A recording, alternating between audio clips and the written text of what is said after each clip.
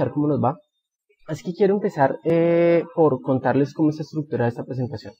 Voy a iniciar con un contexto, luego seguiré con 3 ejemplos y cerraré con una propuesta final. Así que sin más preámbulos, empecemos. Para entender mejor de qué estamos hablando, decidí dirigirme a la Real Academia de la Lengua Española y buscar la definición de colaboración que, como ustedes ven aquí, es definida como la acción y el efecto de colaborar. Y por otro lado, como el texto escrito por alguien que colabora en un periódico o una revista. Obviamente, la más relevante es la primera, así que busqué luego la definición del verbo colaborar y me encontré esto. Entre las 4 posibilidades que hay, las relevantes para nuestro caso son la primera y la cuarta. La primera dice que colaborar es trabajar con una u otras personas en la realización de una obra. La cuarta es contribuir o ayudar con otros al logro de algún fin. Ahora, ¿por qué la Real Academia? Porque este es posiblemente el uso más fundamental de la palabra colaboración en nuestro idioma. Cuando pensamos que toda definición representa en realidad una forma de ver el mundo y que nos ayuda a delimitar nuestra comprensión, es claro que si acudimos a definiciones más académicas, estamos restringiendo nuestra perspectiva sobre lo que significa colaborar. Por eso decidí apoyarme en una definición tan amplia como la de la Real Academia.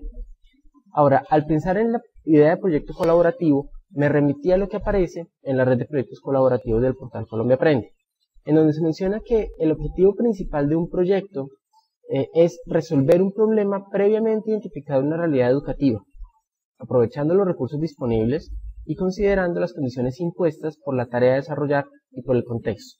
Un detalle adicional es que esto se hace de forma organizada y planificada. Adicionalmente, hay algunas cosas que posibilitan el éxito de un proyecto, como el compromiso de cada uno de sus miembros, el cumplimiento de las tareas asignadas y de los tiempos determinados, y por último, la calidad del aporte de cada miembro. Si estas condiciones no se cumplen, es difícil pensar que podemos lograr un proyecto exitoso. Y hay muchas otras cosas que pueden decirse sobre los proyectos colaborativos, obviamente.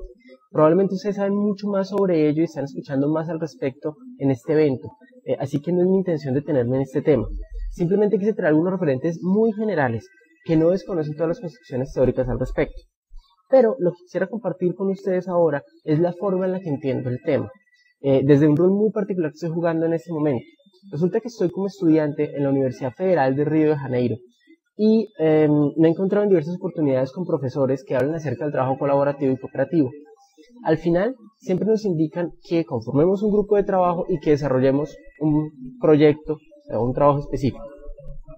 El problema es que he podido ver de primera mano lo difícil que puede ser tener una comunicación fluida con otros miembros del grupo para lograr esos objetivos que nos proponemos. Simplemente no contamos en la práctica con los elementos necesarios para comunicar y negociar ideas de una manera efectiva o para definir responsabilidades de una manera justa.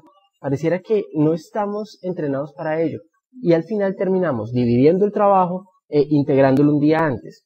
¿Les suena parecido? Así que a continuación quiero contarles mi percepción respecto a cómo funcionan esos proyectos a partir de mi propia vivencia. Un proyecto es concebido normalmente como un evento con una duración limitada, en el cual pasamos de un estado inicial a un 100% de logro en donde habremos alcanzado todos los objetivos propuestos. Un proyecto normalmente se desarrolla mediante etapas que nos permiten monitorear y dividir de manera más efectiva el trabajo.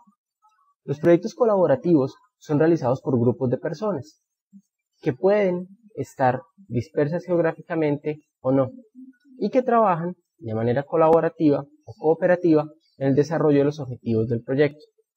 Se supone que estas personas cuentan con herramientas teóricas y prácticas que les permiten trabajar de manera efectiva, aunque, como les decía desde mi experiencia, pueden haber aquí dificultades grandes de comprensión, de negociación y, en el peor de los casos, una comunicación prácticamente nula.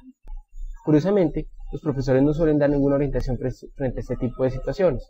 Lo más importante termina siendo el producto del proyecto, no el proceso y la interacción que se lleva a cabo para producirlo.